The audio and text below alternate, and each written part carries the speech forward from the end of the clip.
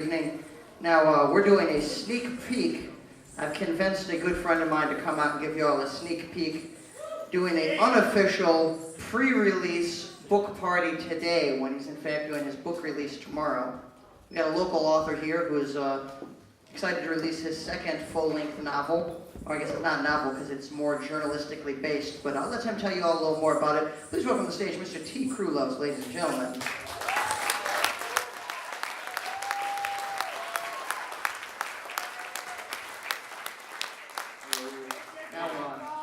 The esteemed pleasures of being the first journalist to ever write a piece on the Carnival many years ago for It's a vital source, man. a vital source. I still have a stack of them upstairs. I'm trying to level the table if anyone needs some. But why don't you tell us a little bit? He's got a shirt on today. The book release for his show tomorrow is the Milwaukee Paranormal Conference. So I imagine you've got quite an array of interesting things happening there.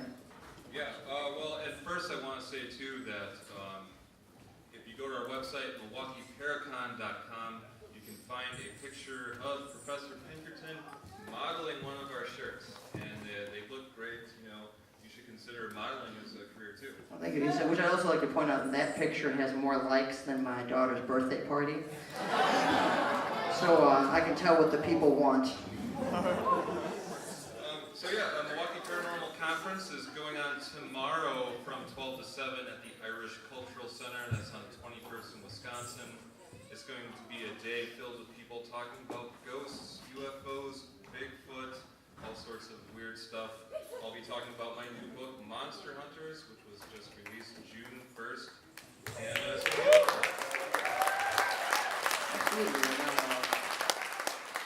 I thoroughly enjoyed your previous book. It was Heroes in the Night, as they say, right? I mess up the.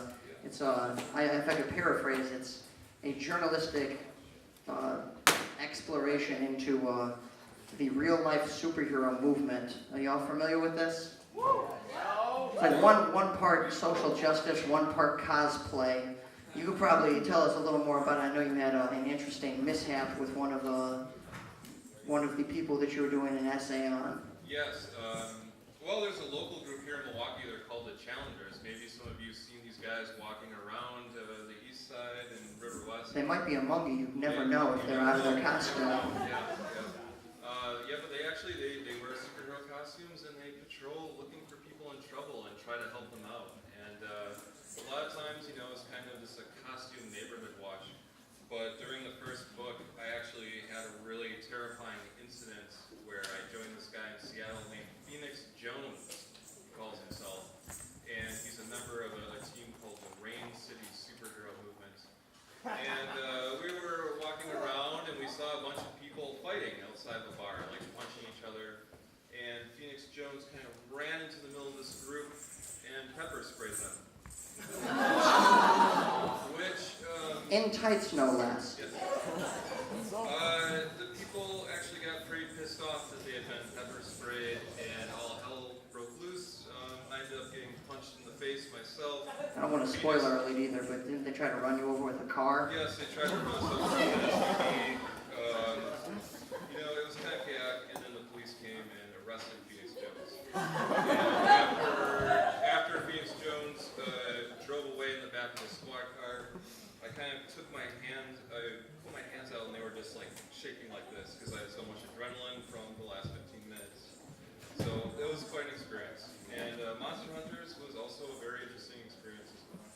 I believe it, because you actually went into the North Woods looking for Sasquatch. Is this correct? Yes. After the Phoenix Jones incident, that's probably the second most terrifying night of my life. Was we were camped out and I heard, I just got into my bedroll and was ready to go to sleep, and I heard something that sounded kind of like this.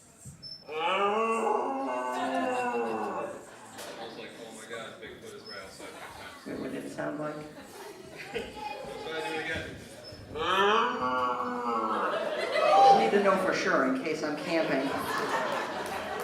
Now, what we later found out was that was a very aggressive coyote, not the Bigfoot. But I did not know that at the time. It was very frightening. I don't mean to be insensitive here, but I have to say that you have to be equally afraid of your camping partners as you are as the chance of invoking the Bigfoot. Maybe not. I mean, I've met some of these Sasquatch people, and they've always been nice to me, but I was not in the dark woods with them. Surprisingly normal people. Yeah. I think it's the similar thing with the real-life superheroes. They're much more average, everyday Joe Schmo than you'd imagine, perhaps. They're not... They march to the beat of a different drummer, but they're good people overall. That's it. So hopefully, you get a chance. Go check out the book, check out the Paranormal Conference. It's a rare occasion to bring all of the unusual things that make Milwaukee into one beautiful place. Thanks a lot for coming out, T. He's got we're going to be giving away a couple copies of his book during the raffle in the second set as well.